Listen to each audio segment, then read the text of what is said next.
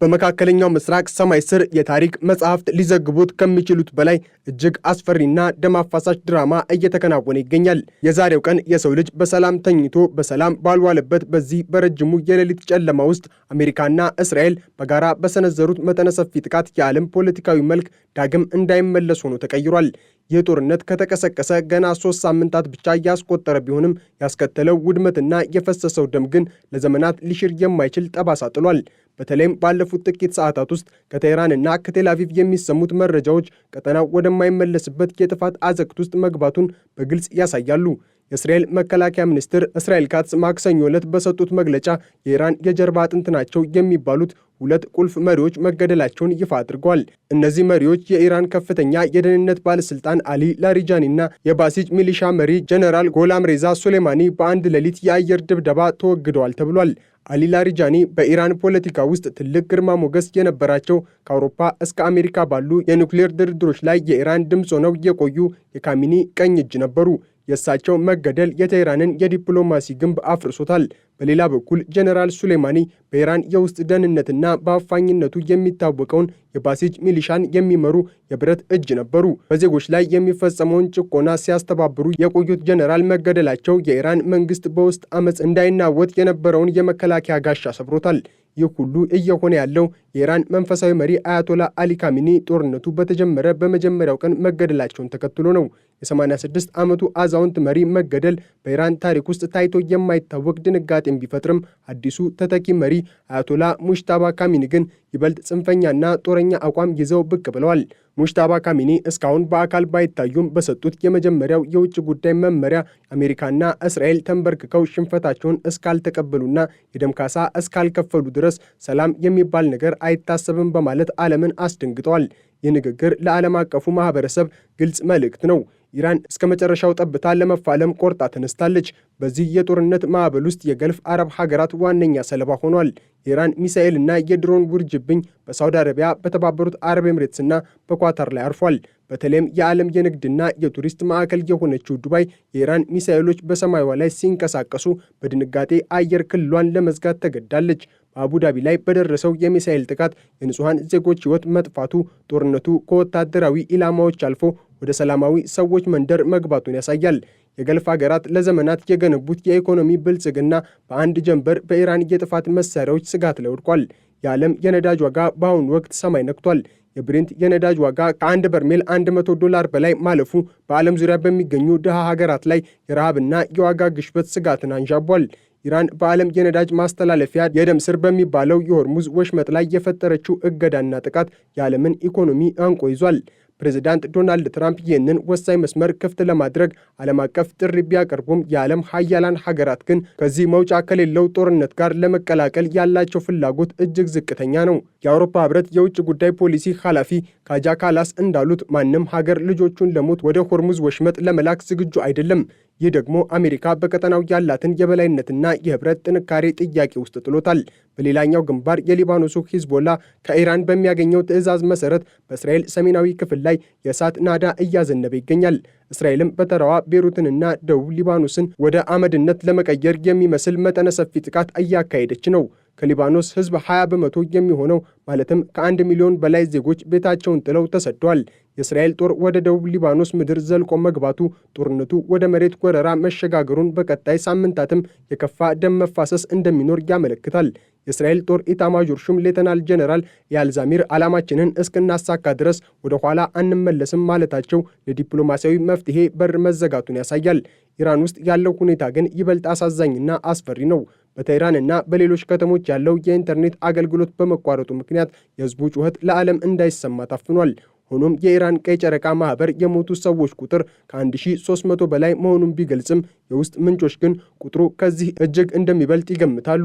የኢራን መንግስት በደረሰበት ተከታታይ የአመራሮች ግድያ ሳቢያ የቁጥጥር መዋቅሩ እየተፈረካከሰ ቢሆንም አሁንም ድረስ የያዘውን የሚሳኤል ክምችት በጎረቤት ሀገራት ላይ በመተኮስ እኔ ከሞት ሰርዶ አይብቀል የሚል አይነት እርምጃ እየወሰደ ይገኛል። በኢራቅ የሚገኙ የአሜሪካ የዲፕሎማሲ ማዕከላትና ወታደራዊ ካምፖችም የዚህ ጦርነት ሰለባ ሆኗል። በባግዳድ የሚገኘው የአሜሪካ ኤምባሲ በድሮን ጥቃቶች መለብለቡ ጦርነቱ በክልሉ ያሉትን ሁሉንም ተዋናዮች ያሳተፈ መሆኑን ያሳያል። ፕሬዝዳንት ትራምፕ በገልፍ ሀገራት ላይ የደረሰው ጥቃት ያልተጠበቀ ነው ቢሉም የክልሉ ዲፕሎማቶች ግን ኢራን ከተጠቃች ጎረቤቶቿን አብራ ታጠፋለች የሚለው ስጋት ለዓመታት ሲነገር የቆየ ሀቅ መሆኑን ይገልጻሉ። አሁን ያ ሀቅ ወደ ተግባር ተቀይሮ ዓለምን እያተራመሳት ይገኛል። ይህ ጦርነት የሀያላን ሀገራት የፖለቲካ ቁማር ውጤት ብቻ ሳይሆን በሚሊዮን የሚቆጠሩ ንጹሐን ዜጎች ሕይወት የገበረ የቀጠናዊ ፉክክር ፍንዳታ ነው። ከቴህራን ሰማይ የሚወጣው ጭስ፣ ከቤሩት የሚሰማው የለቅሶ ድምፅ፣ ከዱባይ የሚታየው ስጋትና ከቴልአቪቭ የሚሰማው የእስራኤል ማስጠንቀቂያ ደውል ሁሉም በአንድ ላይ ሆነው የሚነግሩን አንድ ሀቅ አለ። መካከለኛው ምስራቅ ብቻ ሳይሆን መላው ዓለም በታሪኩ አይቶት የማያውቀው ታላቅ አደጋ ላይ ወድቋል። የኢራን አዲሱ መሪ ሙጅታባ ካሚኒ ጠላቶቻችንን እናንበረክካለን የሚለው ቃልና የእስራኤሉ ጠቅላይ ሚኒስትር ቤንያሚን ኔታንያሁ የኢራንን ስርዓት እናጠፋለን የሚለው ቆራጥ አቋም በሁለቱ መካከል የሰላም ድልድይ ሊገነባ የሚችልበትን እድል ሁሉ አጥፍቶታል። ዓለም አቀፉ ማህበረሰብ በተለይም የተባበሩት መንግስታት ድርጅት በዚህ ግዙፍ እሳት ፊት አቅመቢስ ሆኖ መቆሙ የሰው ልጅን የወደፊት ዕጣ ፈንታ ይበልጥ ጨለማ አድርጎታል። የነዳጅ ዋጋ መናር ያስከተለው የኢኮኖሚ ውጥረት በአውሮፓና በአሜሪካ ከተሞች ውስጥ የህዝብ ተቃውሞን ሊቀሰቅስ እንደሚችል ይገመታል። ፕሬዝዳንት ትራምፕ በሀገር ውስጥ ያለባቸውን የዋጋ ግሽበት ጫና ለመቀነስ ሲሉ ጦርነቱን ይበልጥ ሊያፋጥኑት ወይም ደግሞ ወደማይፈለግ የኃይል እርምጃ ሊገቡ እንደሚችሉ ስጋት አለ። በሌላ በኩል ኢራን ያላትን የኒውክሌር አማራጭ ልትጠቀም ትችላለች የሚለው ስጋት ደግሞ ዓለምን ወደ ሶስተኛው የዓለም ጦርነት ደጃፍ እያደረሳት ነው።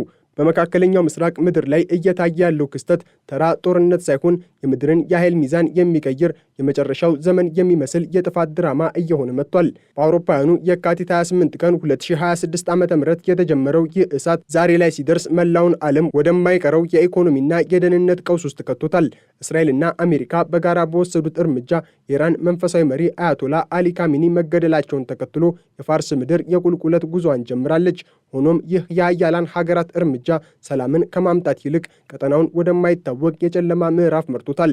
ባለፉት 24 ሰዓት ውስጥ የተሰማው የአሊ ላሪጃኒና የጀኔራል ጎላም ሬዛ ሱሌማኒ ግድያ በኢራን መንግስት ላይ የመጨረሻው መለከት እንደተነፋ ይቆጠራል። አሊ ላሪጃኒ ተራ ፖለቲከኛ አልነበሩም። እሳቸው ከታዋቂው የላሪጃኒ ቤተሰብ የወጡ የሀገሪቱን የኒውክሌር ድርድር በበላይነት የመሩና ለካሚኒ የስትራቴጂክ ጥበብን ያቀርቡ የነበሩ የቴህራን የፖለቲካ ልብ ነበሩ። የእሳቸው መወገድ ማለት የኢራን መንግስት የማሰብና የመደራደር ችሎታውን ሽባ ሆነ ማለት ነው። በሌላ በኩል ጀነራል ሱሌማኒ የባሲጅ ሚሊሻን በመምራት የሀገሪቱን የውስጥ አመፅ በብረት እጅ ሲቀጠቅጡ የቆዩ አምባገነን መሪ ነበሩ።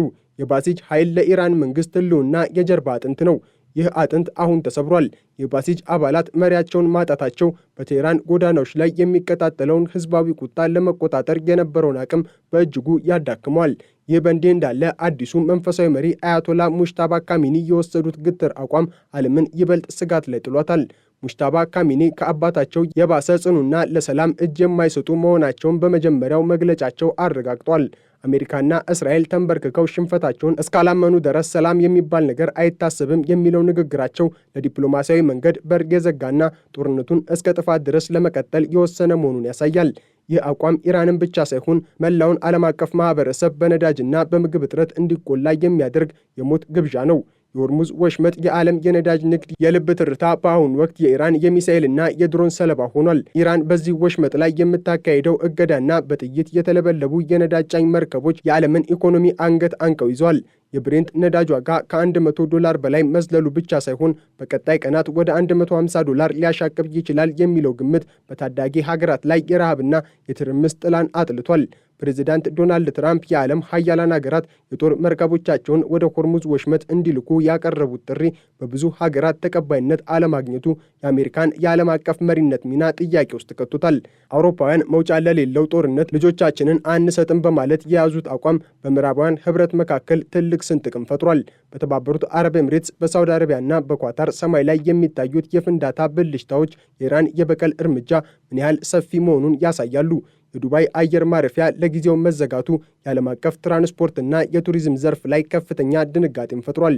በአቡዳቢ ላይ በደረሰ የሚሳኤል ጥቃት ሳቢያ የሰው ሕይወት መጥፋቱ ጦርነቱ ከወታደራዊ ግንባር ወጥቶ ወደ ንጹሐን ሰዎች ቤት መግባቱን የሚያረጋግጥ አሳዛኝ ክስተት ነው። የገልፍ ሀገራት ለዘመናት የገነቡት ውብ ከተሞችና የኢኮኖሚ ግስጋሴ በኢራንና በእስራኤል መካከል ባለ የቆየ ጥላቻ ሳቢያ አመድ ሊሆኑ ይችላሉ የሚለው ስጋት ከምንጊዜውም በላይ አይሏል። የሊባኖሱ ጦርነት ደግሞ ሌላኛው የሰው ልጅ መከራ ማሳያ ነው። እስራኤል ሂዝቦላህን ለማጥፋት በሚል በወሰደችው መጠነ ሰፊ እርምጃ ከ1 ሚሊዮን በላይ ሊባኖሳውያን ከቤት ንብረታቸው ተፈናቅለዋል። ቤሩት ዳግም በጭስና በለቅሶ ተውጣለች። የእስራኤል ጦር ወደ ደቡብ ሊባኖስ ምድር ዘልቆ መግባቱ የሊባኖስን ሉዓላዊነት ብቻ ሳይሆን የቀጠናውን ሕዝቦች የጋራ ደህንነት አደጋ ላይ ጥሏል። የእስራኤል ወታደራዊ መሪዎች ዓላማችንን እስክናሳካ ድረስ አንቆምም ማለታቸው ለሊባኖሳውያን ገና ብዙ የለቅሶ ምሽቶች እንደሚጠብቋቸው ማሳያ ነው። ኢራን ውስጥ ያለው ድባብ ደግሞ እጅግ አሳዛኝ ነው። የኢንተርኔት አገልግሎት በመቋረጡ ሕዝቡ ከዓለም ተገሎ በማያቋርጥ የአየር ድብደባ ውስጥ ይገኛል። ቴሄራን የፋርስ ጥንታዊትና ውብ ከተማ ዛሬ በሚሳኤል ፍርስራሽና በጭስ ተውጣለች።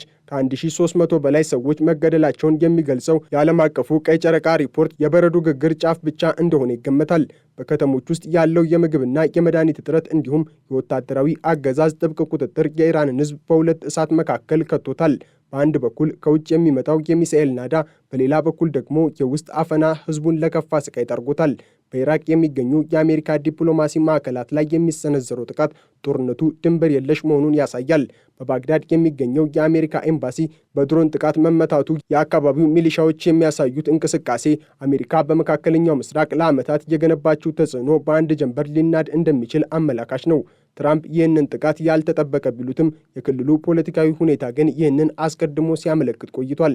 በአጠቃላይ በአውሮፓውያኑ መጋቢት 17 ቀን 2026 ዓ.ም የሰው ልጅ በታሪኩ አይቶት የማያውቀው ታላቅ የጂኦፖለቲካዊ ፍንዳታ ውስጥ ይገኛል። የአሊ ላሪጃኒና የጀኔራል ሱሌማኒ መገደል የኢራንን ስርዓት ሊያዳክመው ቢችልም የፈጠረው ክፍተት ግን ይበልጥ ጽንፈኛ ለሆኑ ኃይሎች በር ከፋች ሊሆን ይችላል። የዓለም ኢኮኖሚ በነዳጅ እሳት እየተለበለበ ባለበት በዚህ ወቅት የዲፕሎማሲው ድምፅ ጠፍቶ የጦር መሳሪያ ድምፅ ብቻ የበላይነት ማግኘቱ የሰው ልጅን የወደፊት ዕጣ ፈንታ ጨለማ አድርጎታል። የፋርስ ምድር መንገዳገድ፣ የገልፍ ሀገራት ስጋት፣ የሊባኖስ ለቅሶና የእስራኤል ቆራጥ ወታደራዊ እርምጃ ሁሉም በአንድ ላይ ሆነው የሚነግሩን አንድ ትልቅ ሐቅ አለ። መካከለኛው ምስራቅ የደም ምድር ሆኗል። ይህ ጦርነት መቼና እንዴት እንደሚቆም ማንም አያውቅም። ነገር ግን አንድ ነገር በእርግጠኝነት መናገር ይቻላል። ከዚህ ጦርነት በኋላ የሚመጣው ዓለም ከዚህ በፊት የምናውቀው ዓለም አይሆንም። የታሪክ መጻሕፍት ይህንን ዘመን የመካከለኛው ምስራቅ የፍጻሜ አዋጅ ብለው ሊመዘግቡት ይችላሉ። ንጹሐን ዜጎች በሚከፍሉት የሕይወት መስዋዕትነት የሀያላን ሀገራት የፖለቲካ ቁማር እየተከናወነ ይገኛል። የሰው ልጅ ከዚህ የጥፋት አዘቅት ውስጥ የሚወጣበት ብቸኛው መንገድ የኃይል አማራጭን ትቶ ወደ ሰላም ጠረጴዛ መመለስ ብቻ ነው። ሆኖም አሁን ባለው ሁኔታ የሰላም ጠረጴዛው ራሱ በሚሳኤል ድብደባ የፈረሰ ይመስላል። ዓለም አሁን በከፍተኛ ስጋትና በጭንቀት ሆና የነገውን ፀሐይ ትጠብቃለች። ነገር ግን በቴህራን በቤሩትና በቴልአቪቭ ሰማይ ላይ የሚታየው ጭስ የነገዋ ፀሐይ በደመናና በደም የተከለለች መሆኗን ያሳያል። ይህ የጥፋት ማዕበል መቆሚያው የት እንደሆነና በቀጣይ በሰው ልጅ ላይ ምን አይነት መቅሰፍት ይዞ እንደሚመጣ የታሪክ ሂደት ብቻ የሚመልሰው ጥያቄ ሆኖ ቀጥሏል።